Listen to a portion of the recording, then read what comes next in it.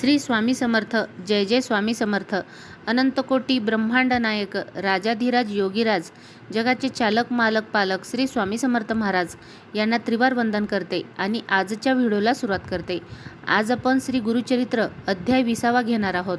श्री गणेशाय नमः. श्री सरस्वते नमः. श्री गुरुभोम नमः. श्री स्वामी समर्थ.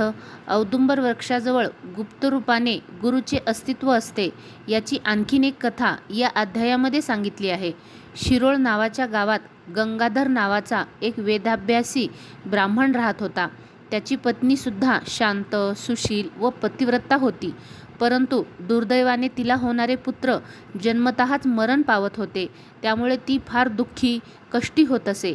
तिने अनेक उपवास व व्रत केली. परमेश्वराची आराधना करू लागली. गावातील विद्वान ब्राह्मणांना तिने विचारले. त्यांनी तिला सांगितले, तुझ्या पूर्वकर्मानुसार हे घडत असावे.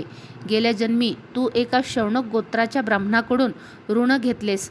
ते तो मागत असतानाही तू त्याचे ऋण फेडले नाहीस. तो ब्राह्मण अत्यंत लोभी होता. तू त्याने धन दिले नाहीस म्हणून त्याने आत्महत्या केली. तोच ब्राह्मण पिशाच होऊन तुझा गर्भ नष्ट करीत आहे. यावर आपण काही उपाय सुचवावा असे तिने त्या ब्राह्मणाला विनंती केली. तेव्हा ते विप्र तिला म्हणाले, तू गेल्या जन्मी त्या ब्राह्मणाचे ऋण फेडले नाहीस. हे ब्रह्महत्ये एवढे मोठे पाप आहे. त्या ब्राह्मणाची उत्तरक्रियाही तुलाच करावी लागेल आणि शौनक गोत्रातील एखाद्या ब्राह्मणाला दक्षिणा देऊन त्या ब्राह्मणाचा उद्धार करावा लागेल. पंचगंगेच्या तीरावर अनेक तीर्थे आहेत. तिथे जाऊन 1 महिनाभर राहा. रोज सकाळी स्नान करून औदुंबर वृक्षाला 7 वेळा स्नान घालून त्या वृक्षाची आराधना करीत राहा. तसेच तेथील गुरुपादुकावर रोज अभिषेक कर. औदुंबर वृक्षापाशी श्री नरसिंह सरस्वतीचे वास्तव्य असते. तेथे श्रद्धेने यथाविधी पूजा केलीस तर तुझे पूर्वजन्मीचे पाप नष्ट होईल. तुझे पुत्र शतायुषी होतील. हे सर्व ऐकून ती ब्राह्मणांना म्हणाली, आपण सांगितल्याप्रमाणे मी सर्व काही करू शकते, परंतु ब्राह्मणाला द्यायला दक्षिणा मी कोठून आणू? तेव्हा ब्राह्मण म्हणाले, श्री गुरुची मनोभावनाने सेवा केलीस तर तेच तुला यातून काहीतरी मार्ग दाखवतील. औदुंबर वृक्षाखाली त्याचे अस्तित्व असते. त्यावरच तू विश्वास ठेव. तुझा ब्रह्महत्येचा दोष ते नक्कीच निवारण करतील. तुला जेवढे दान देता येणे शक्य आहे तेवढे तू दान दे. याप्रमाणे तिने औदुंबराला जाऊन आपल्या व्रताचरणाला सुरुवात केली. असे 3 दिवस केल्यावर तो ब्राह्मण पिशाच तिच्या स्वप्नात आला. पैसे मागू लागला आणि जर काही दिलेस तर तुझे प्राण घेईल असेही तिला म्हणू लागला आणि तिला मारू लागला. ती स्त्री तिथून भिवून पळाली व औदुंबर वृक्षाच्या मागे जाऊन लपली. तेव्हा श्री गुरु तिथे प्रकट झाले आणि त्यांनी तिला अभय दिले. त्या पिशाचाचे बोलणे ऐकून श्री गुरु अत्यंत कोपाने त्या पिशाचाला म्हणाले, मी सांगतो ते ऐकलेस तर तुझी या पिशाच योनीतून मुक्तता होईल.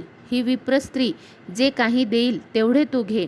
हे पटत नसेल तर येथून निघून जा, नाहीतर तुला आणखीन शिक्षा भोगावी लागेल. श्री गुरुचे वचन ऐकून पिशाच रूप ब्राह्मण म्हणाला, स्वामी, मला तुमच्या चरणाचे दर्शन झाले. हे माझे खूप मोठे मी भाग्य समजते.